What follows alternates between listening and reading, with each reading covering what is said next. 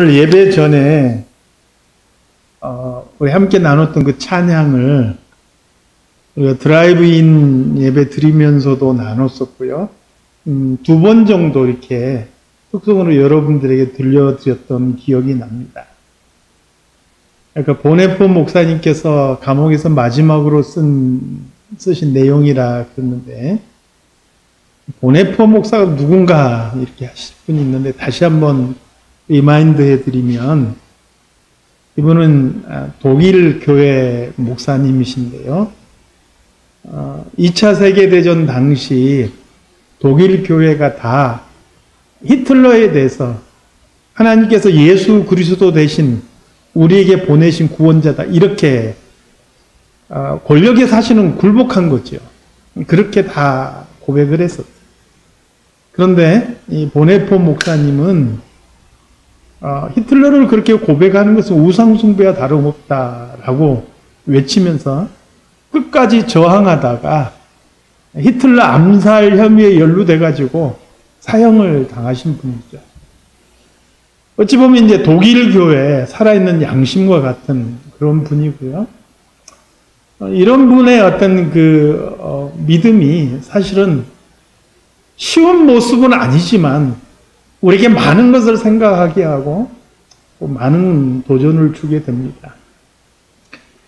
우리가 신앙생활에 나간다라는 것은 내가 평안하고 내가 복받고 잘 사는 것으로 끝나는 게 아닌 거예요. 나를 통해서 이 땅 위에서 하나님의 이름이 영광을 받으시고 하나님의 뜻이 이 땅에 세워져 나가는 것, 이게 신앙생활의 진정한 의미라고 할 수가 있겠죠. 그런 의미에서 2022년 첫 주에 우리가 함께 나눠보고 싶은 주제가 바로 믿음이라는 거예요. 한 주 동안 계속 고민해 봤어요. 믿음이 뭘까? 믿음이라는 게 뭘까? 교회에서 가장 많이 사용하는 단어 중 하나가 믿음인데, 이 믿음이 뭘까? 조사를 해보면 믿음에 대한 정의가 너무너무 많아요. 그러니까 이건 뭐 한마디로 정의할 수가 없고, 그러나 오늘 저는 딱 한 가지 기준으로만 이야기를 하고 싶어요. 믿음이라는 것은 상대에 대한 신뢰를 바탕으로 하고 있는 거예요. 인생의 위기의 순간에, 또 내 인생의 기쁨 순간에 내가 가장 먼저 떠오르고 또 내가 가장 믿고 신뢰할 수 있는 대상, 그 대상을 바라보는 것이 믿음이라는 거예요. 여러분의 삶 속에서 가장 기쁘고 찬란한 그 순간에 여러분의 머리에 누가 떠오르나요? 내 인생 고통스럽고 눈물나고 힘든 그 순간에 여러분의 머리에 누가 떠오르나요? 그 대상이 여러분의 믿음의 대상이에요. 시편 20편 7절 말씀에 보니까요, 어떤 사람은 병거, 어떤 사람은 말을 의지하나 우리는 여호와 우리 하나님의 이름을 자랑하리로다, 이렇게 말씀하고 있습니다. 지금 인생에 중요한 갈림길이 있는데, 특별히 시편 20편을 쓴 이 다윗은 굉장히 위기 상황에 지금 놓여 있는 거예요. 자기 인생의 위기 상황에 놓여 있는 거예요. 그런데 그런 위기 상황 속에서 어떤 사람은 말이나 병거를 의지한다는 거예요. 그게 힘입니까? 말과 병거라는 것은 곧 군대가 가진 힘이에요. 그것을 의지한다라는 거예요. 그것은 곧 그 사람에게 강력한 군대의 힘이 믿음의 대상이라는 거죠. 잠언 18장 10절 말씀에 보니까 부자의 재물은 그의 견고한 성이라 그가 높은 성벽같이 여기느니라. 부자에게서는 재물이 자기를 지켜주는 성벽 같은 거예요. 그게 자기의 믿음의 대상이에요. 그런데 믿음의 사람들은요, 그 믿음의 대상이 하나님인 거예요. 잠언 18장 10절과 대조되는 말씀이 바로 앞절이에요. 부자의 재물은 그가 견고한 성벽같이 여긴다 했는데, 바로 앞절 9절에서는 뭐라고 말씀하냐? 여호와의 이름은 견고한 망대라. 의인은 그리로 달려가서 안전함을 얻습니다. 하나님의 사람들은요, 눈에 보이는 재물이나 그렇게 우리가 의지할 수 있는 어떤 그 세상의 어떤 도구를 바라보는 게 아니라 여호와의 이름을 내가 의지할 대상으로 삼는다는 거예요. 그리로 달려가요. 문제가 있을 때, 위기가 있을 때마다 그 이름 앞에 달려간다. 이게 바로 하나님의 사람들의 모습인 거예요. 아까 살펴보았던 시편 20편 7절 말씀, 다윗은 뭐라고 이야기합니까? 사람들이 병거와 말의 힘을 의지할 때 그 자신은 하나님의 이름, 바로 그 이름을 자랑하겠다라고 선언하고 있어요. 성경에서 하나님을 신뢰하라, 의지하라, 두려워하지 마라, 염려하지 말라, 이런 모든 말들을 한마디로 정리하면 어떻게 정리할 수 있습니까? 하나님을 믿어라. 왜 못 믿니? 전능하신 하나님, 그 하나님을 믿는다면 왜 두려워해? 왜 딴 데 눈을 돌리고 있는 거니? 이렇게 말씀하고 있는 거예요. 성경에서 이런 믿음이 가장 철저했던 사람을 꼽으라 그러면 저는 다윗이라는 사람을 꼽고 싶어요. 물론 그도 인간이기 때문에 범죄했고 실수합니다. 그럼에도 불구하고 다윗만큼 하나님을 의지한 사람이 없어요. 시편 56편 2절에서 3절 말씀에 보니까 내 원수가 종일 나를 삼키려 하며 나를 교만하게 치는 자들이 많사오니 내가 두려워하는 날에는 내가 주를 의지하리. 사방에서 나를 지금 누군가가 해치려고 하고 나를 대적하는 원수가 그렇게 많은데, 그래서 내 마음속에 두려움이 찾아올 때, 내 미래에 대한 공포가 있을 때 나는 주를 의지한다. 이게 다윗의 고백인 거예요. 2021년 12월 31일 뉴욕시 확진자가 7만 4천 명이 넘었어요. 어마어마한 숫자예요. 이제까지 보지 못했던, 이제까지 모든 그 기록을 다 갈아치운 거예요. 저는 이번 주간에 제가 정기검진으로 장 내시경을 받아야 되기 때문에 어떻게 병원에서 잡아준 날짜가 오늘 아침이어서 오늘 아침 일찍 캠던 쿠퍼병원에 가서 PCR 검사를 했어요. 그 장내시경 하려면 꼭 그 PCR 검사를 해야 된다고. 그래서 빨리 가서 잠깐이면 하고 올 줄 알고 갔어요. 갔더니요, 줄이 수십 미터가 늘어져 있어요. 깜짝 놀랐어요. 2022년이 시작됐지만 우리 앞에 놓여있는 미래는 여전히 불투명하고 불안해요. 그런데 이런 속에서도 믿음의 사람들은 하나님을 의지한다는 거예요. 사랑하는 성도 여러분, 2022년 이 한 해 우리 앞에 어떤 문제가 다가올지라도, 어떤 상황이 있을지라도 우리가 두려운 그 순간에 하나님을 의지할 수 있는 믿음의 사람들이 되기를 바랍니다. 내 앞에 문제가 있고 위기가 있는데 하나님을 믿지 못하고 염려하고 근심하는 것, 믿음이 작은 거예요. 예수님께서는 무엇을 먹을까, 무엇을 마실까, 무엇을 입을까 염려하는 사람들에게 마태복음 6장에 보니까 이렇게 말씀하셨어요. 오늘 있다가 내일 아궁이에 던져지는 들풀도 하나님께서 이렇게 입히시거든. 하물며 너희일까 보냐. 이 믿음이 작은 자들. 제자들과 함께 갈릴리 바다를 건너는데 큰 풍랑이 일어났어요. 갈릴리 바다에서 잔뼈가 굵었던 어부 출신들 제자들도 어떻게 할 수 없어서 주여 우리가 죽게 된 것을 돌아보지 않으십니까? 외칠 때 예수님께서 바람과 물결을 꾸짖으시고 난 다음에 그들에게 말씀하셨어요. 어찌하여 무수워하는 믿음이 작은 자들. 사랑하는 성도 여러분, 우리가 사람이기 때문에 두려움이 없을 수는 없어요. 무섭지 않는다는 것은 말이 안 돼요. 정말 슬픈 상황인데 안 슬프다? 믿음이 있으면 안 슬프나요? 그렇지 않아요. 믿음이 있어도 슬퍼요. 그러나 믿음 있는 사람은 그 모든 상황 속에서 하나님을 신뢰하고 바라본다. 그러면 왜 사람들이요, 그럼에도 불구하고 그렇게 쉽게 그 믿음을 잃어버릴까요? 이게 뭐 안 믿는 사람에 대한 이야기가 아니에요. 믿는 사람조차도 왜 하나님을 믿노라 그러면서도 문제가 생기면, 어려움이 닥치면, 몸이 병들면 그렇게 쉽게 하나님을 잊어버리나?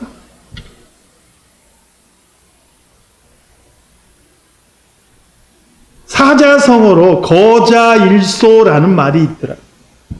이게 무슨 말이냐면 한마디로 말하면 몸이 멀어지면 마음도 멀어진다, 이런 뜻이에요. 영어로는 out of sight, out of mind. 눈에서 벗어나면 마음도 그냥 멀어지는 거예요. 이게 사람이 가지는 일종의 성향이에요. 본성 같은 거예요. 사람은 보여지는 것을 굉장히 민감해요.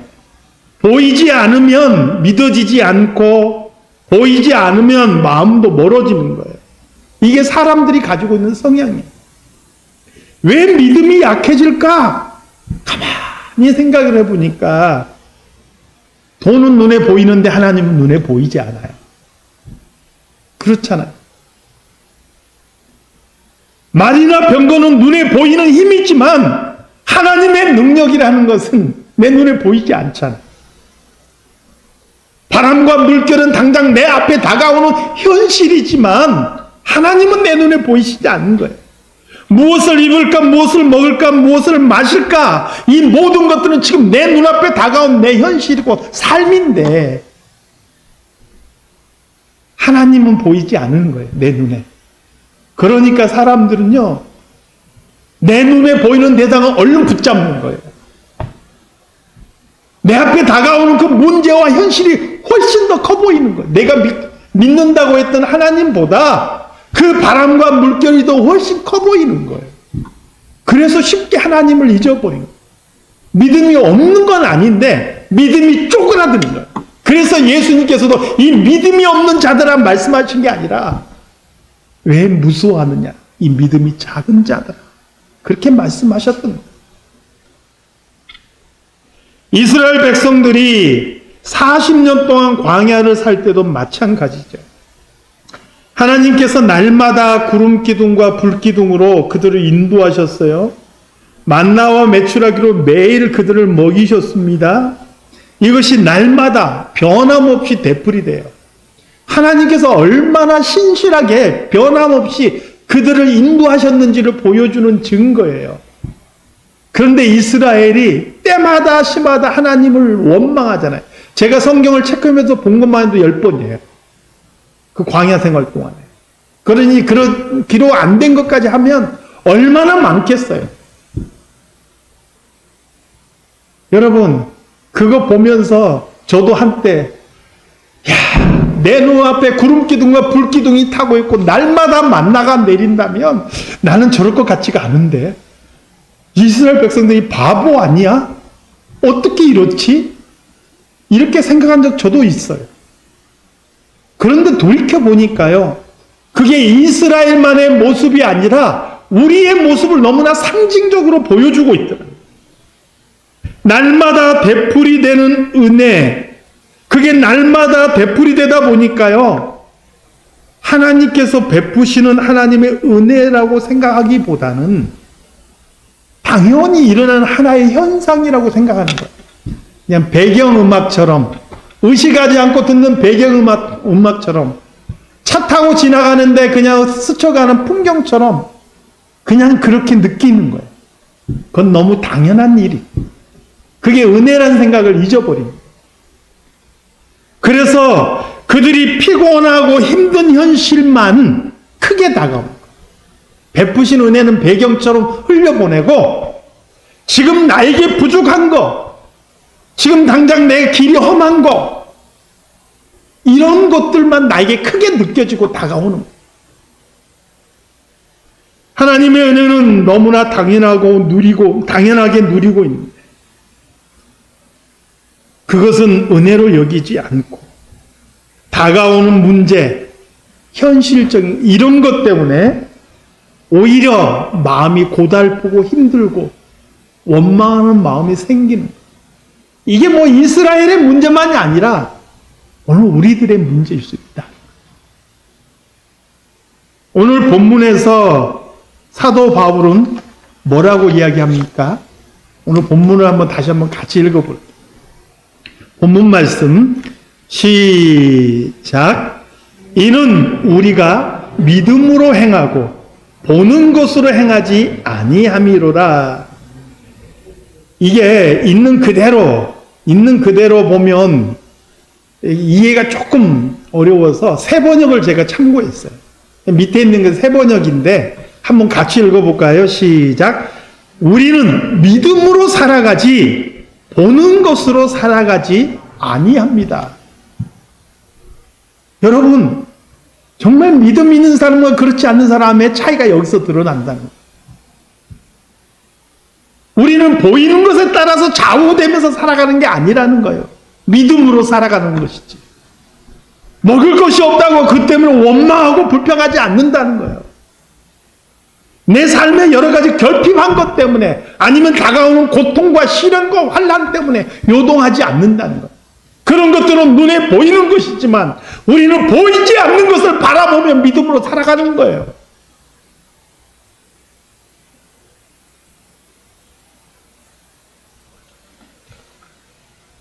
그러니 마지막으로 우리 믿음 있는 사람들이 이 믿음이 쪼그라들지 않고 이 믿음이 작아지지 않으려면 어떻게 해야 되는가?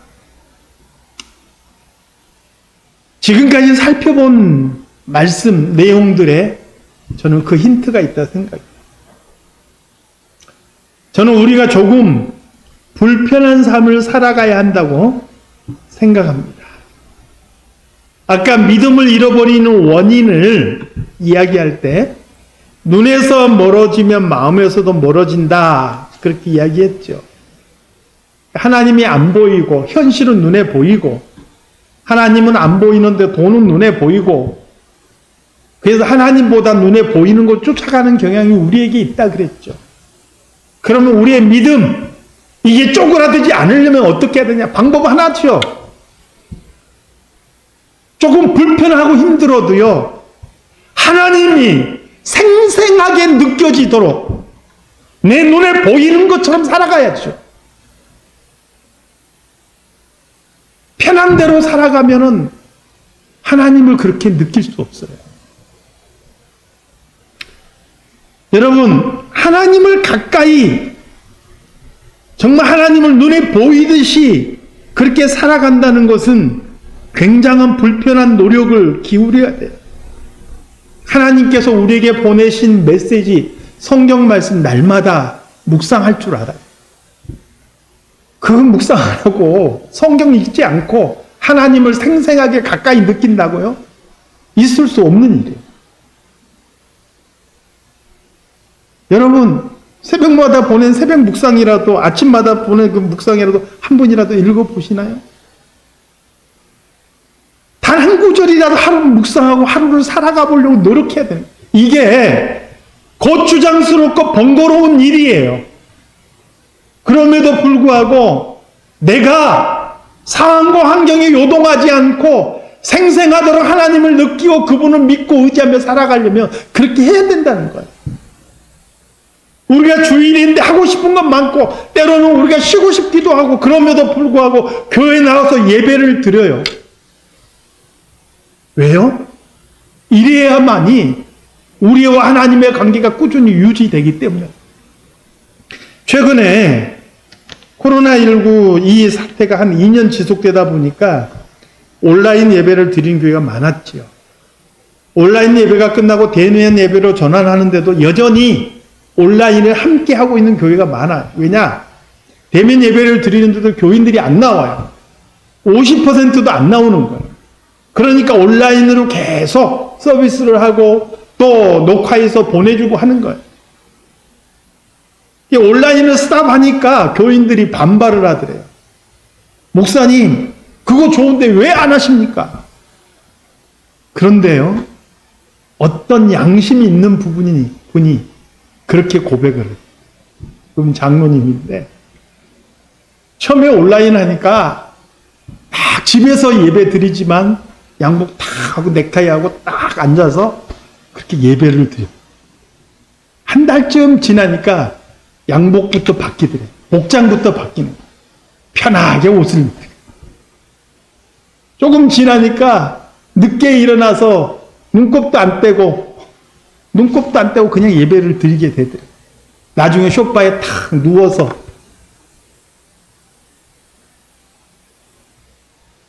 그게 편해지는 거예요.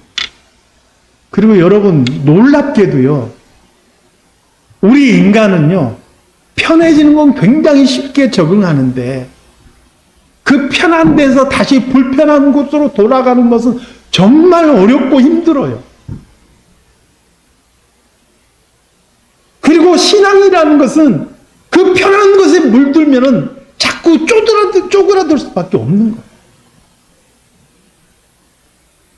감사하게도 우리 사랑장로교회 성도님들은 1년 1개월 동안 지속되는 드라이브인 예배, 굳이 교회까지 와가지고 주차장에서 차 밖에도 못 나오고 그 예배 드리는 것과 온라인 예배가 무슨 차이가 있어 이럴지는 모르지만 그 불편함을 감수하고 계속 교회 나와서 예배를 드리셨어요. 대면 예배 드리는데도 여전히 변함없이 나오시다. 변함없이 꾸준함, 이게 믿음에서 굉장히 중요한 요소라고 생각합니다. 사랑하는 성도 여러분, 누가복음 18장 8절 말씀에 보니까 예수님께서 이렇게 말씀하셨네요. 인자가 올 때 세상에서 믿음을 보겠느냐. 예전에는 이렇게도 번역했어요. 인자가 올 때 세상에서 믿음 있는 자를 보겠느냐. 이 말씀이 요즘 따라 굉장히 의미 있게 다가와요. 어떤 사람에게는 코로나19가 핑계가 됐어요. 편하게 신앙생활하는데 중요한 핑계가 됐어요. 이런저런 이유로 많은 사람들의 믿음이 쪼그라들고 있는 것 같아요. 코로나19가 끝나면 교인들의 30%가 교회를 떠난다는 거예요. 코로나19라는 환경이 뭐기에 그거 끝나고 나서 교인들의 30%가 교회를 떠나요? 그것은 하나님을 믿는 게 아니죠. 그렇잖아요. 과연 주님이 오실 때 이 땅 위에 믿음 있는 자가 누구일까? 저는 2022년을 생각하면서 우리가 정말 크지 않고 많지 않은 숫자이지만 적어도 우리 사랑장로교회 이 안에 있는 우리 성도들만이라도 주님께서 언제라도 오셨을 때 믿음 있는 자가 누군가 찾으실 때 과연 여전히 주님을 바라보는 신뢰하는 믿음 있는 자로 설 수 있기를 우리 주님의 이름으로 축원합니다. 기도하겠습니다. 하나님 아버지,